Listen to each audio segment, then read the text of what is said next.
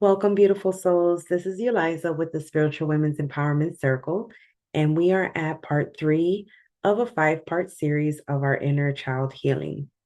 And so we're going to jump into our table of contents, which includes our opening prayer, acknowledgements, and gentle reminders, part 2 recap, and then we're going to dive into part 3, which is connecting the past with the present. We'll be identifying patterns and triggers and healing the pattern. And then there's a pick a pile reading. It is a separate YouTube link.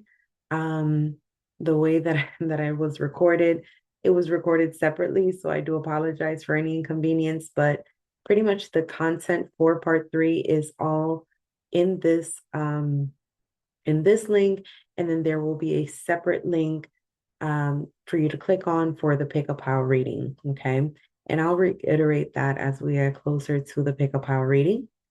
We'll also close with prayer and gratitude. And then, as always, there will be a list of helpful resources for you. Okay. Alrighty, so our opening prayer.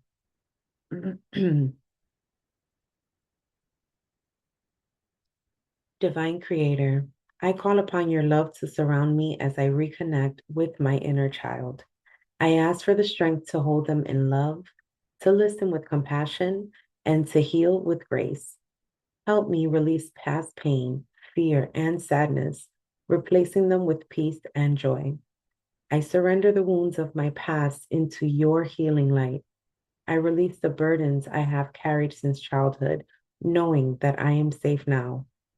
Fill the spaces of my heart with love, understanding, and acceptance.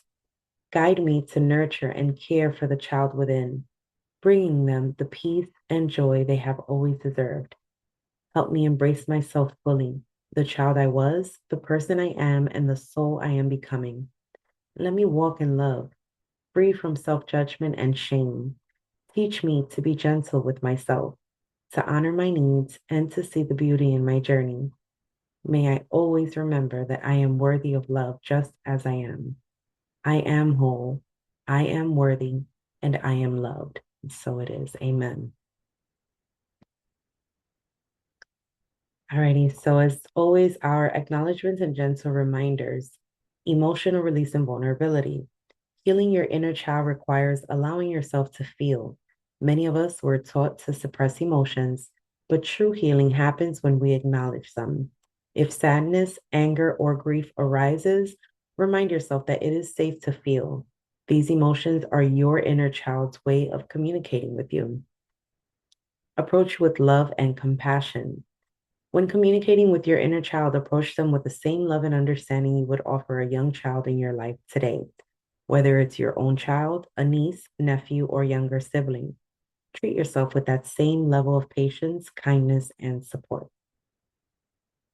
The importance of emotional release. Healing requires acknowledging and feeling emotions you may have suppressed.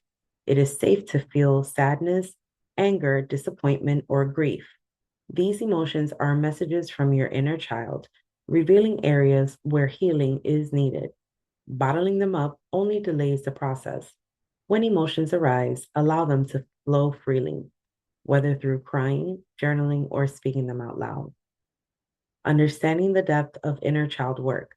This journey may bring up difficult memories, especially if you experience trauma or emotional neglect. Some wounds may have remained unprocessed for years. Inner child work isn't always easy, but it is transformative. If past trauma resurfaces, working with a therapist or healer can provide additional guidance and support. When you speak to your inner child, it is crucial to approach them in a caring and loving way. Validate your inner child's struggles and the pain they felt. Show them empathy and tell them what you wish you could have heard back then.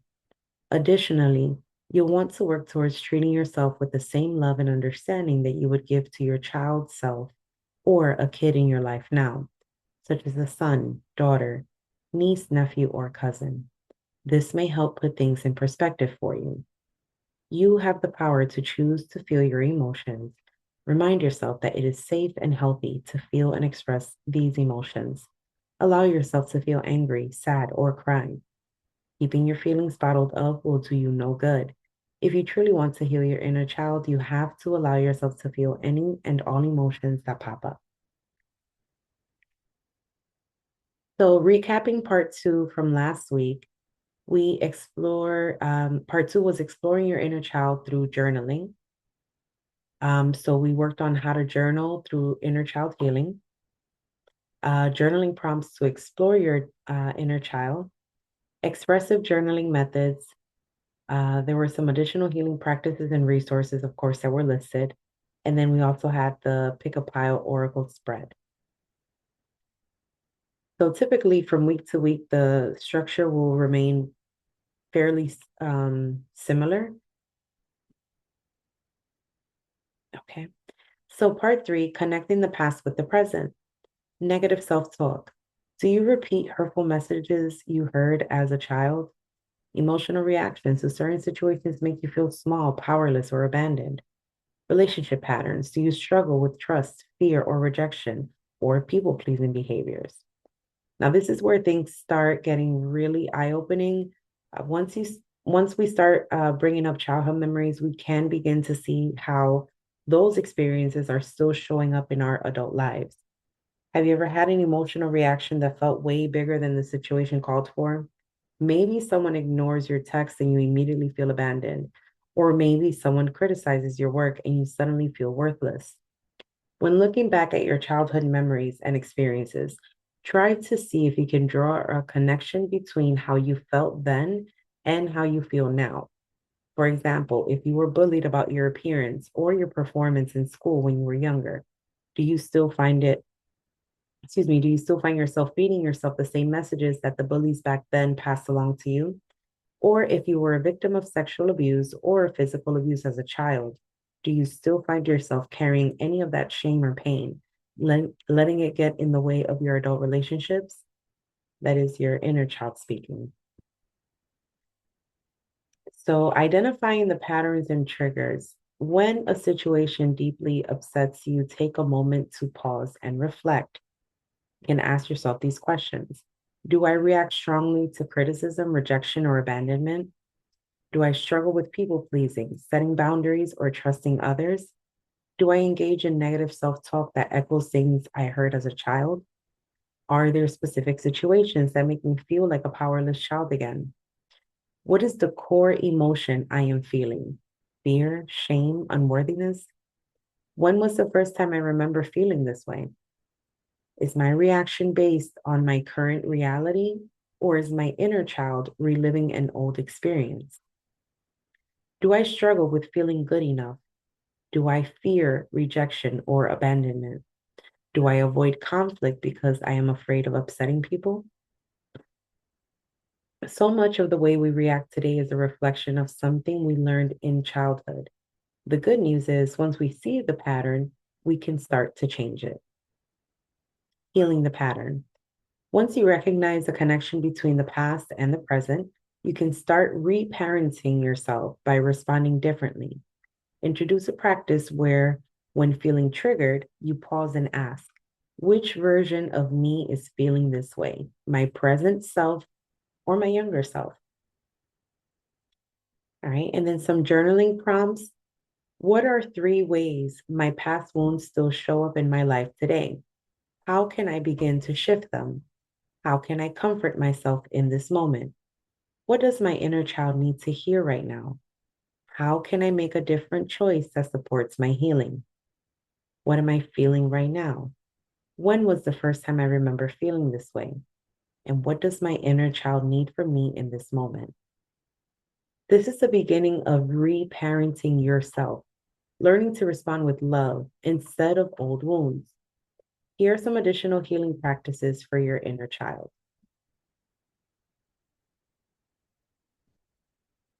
Writing a letter. Write a compassionate response to your inner child from the perspective of your current self. Somatic healing. Since trauma is stored in the body, try body focused techniques like breath work, tapping, EFT, emotional freedom technique, or movement therapy to release emotions. Guided meditation. A body scan meditation to identify where childhood wounds may be stored and release them with breath work. a group exercise, role playing exercise. One person embodies their inner child while another offers some comfort and validation. Unhealed childhood wounds often manifest in adulthood through emotional triggers, self limiting beliefs, and relationship patterns. Recognizing these patterns allows you to respond with self awareness rather than emotional reactivity. Instead of repeating old wounds, you can choose to self soothe and reparent yourself in a loving way, shifting into a healthier, more empowered version of yourself. Another way that you can do that is through affirmations and mantras. I am worthy of love, care, and understanding then, now, and always. I choose to speak to myself with the same love I would give to a child. I am allowed to rest, to receive, and to be supported. Sometimes the connection between our past and present is obvious, but other times it takes deeper reflection to uncover the patterns we've carried with us. Recognizing these patterns and identifying our triggers is a crucial part of inner child healing because once we see them clearly, we can begin the work of breaking them. To gain deeper insight into this, we will be using the Inner Child Healing Oracle deck to explore the question, what patterns am I being asked to break? This will be a pick a pile reading, offering guidance to support your healing journey. So be sure to stay to the end where I'll share a list of helpful resources to assist you along the way, and then we'll close our time together in gratitude. Okay, so this is the Inner Child Healing Oracle spread.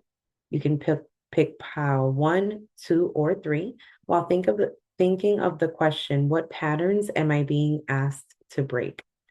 So as you can see, I use some additional divination tools, I guess, or well, in this case, I put a zodiac sign on a piece of paper, I folded it up, and then I picked 4 signs per pile. If intuitively you were unable to pick a pile, in your mind, like I'll just say this. Normally, I'll choose number 3. Sometimes I'll choose number 1, depending on what I'm going through. So if you were not able to just pick a pile based off of the pile number itself, I did add some additional items. So I have a crystal for each pile, and then I picked 4 random zodiac signs per pile. Pile 1, you have the clear quartz, which is in the shape of a heart. You also have the signs Scorpio, Aquarius, Virgo, and Libra. You can apply it to your sun, moon, rising, or Venus. Or if there's someone that is detriment or relevant, significant to your childhood journey, and these signs could also resonate with them as well. Pile 2 has the amethyst crystal along with Sagittarius, Cancer, Taurus, and Pisces. And then pile number 3 has the rose quartz crystal, also in the shape of a heart. And that is with Aries, Capricorn, Leo, and Gemini. So those are the 3 piles. Those are your 3 crystals and the sets of zodiac signs. I want you to just take a look at it and use your intuition, even if you're not one of the signs. For example, if you're a Scorpio, but you're drawn to pile number 3, and Scorpio is not in pile number 3, that's okay. That could be your intuitive kind of nudging at you and letting you know that that is the pile for you. If you're drawn to amethyst, but you're in Aries, for example, pile 2, I would go with pile 2. Just listen to what your intuition, your gut is telling you, what you feel most connected to, what do you feel is resonating for you the most as far as the piles. If you are drawn to more than one pile, that's great too. I mean, there's messages in here for you, and I trust that this would be of the highest and most just beneficial good for you. I don't even know if that's the word. It's just, these readings were so, so different. Like I said, they are um, um, recorded on a separate link on YouTube. But it was a live read in the sense that I just went pile by pile, and wow, super intense energies.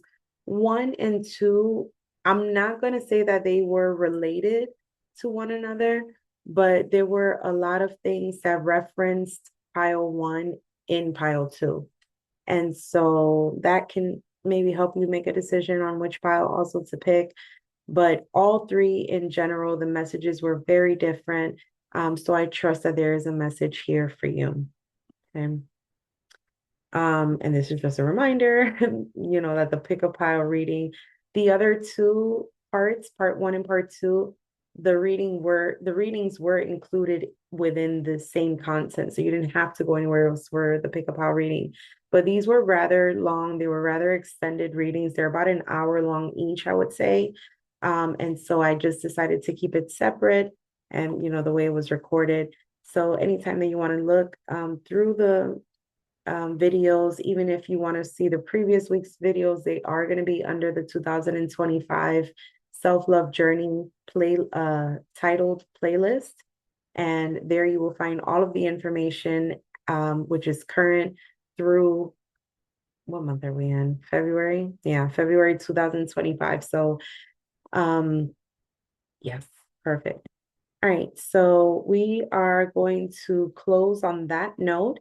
I really hope that you join me in the pick up higher reading. I trust that there is a message there for you that would serve your highest good.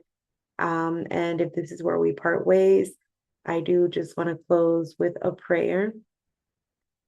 Divine Creator, our loving guides and cherished angels, we thank you for holding space for us today. We are grateful for the wisdom, clarity, and love you have poured into our hearts as we walk this path of healing. May we continue to nurture our inner child with patience, understanding, and compassion. Let the insights we've received today guide us toward breaking old patterns and stepping into our truth.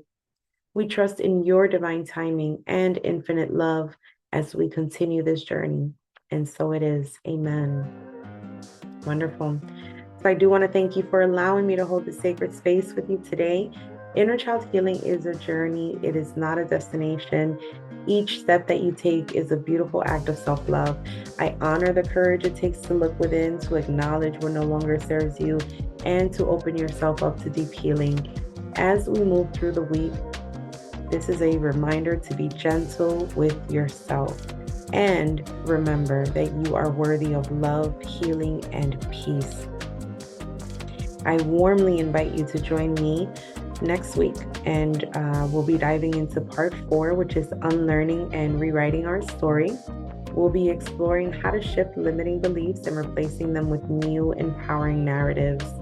So until then, you take care of your heart and trust that you are divinely guided and supported every step of the way.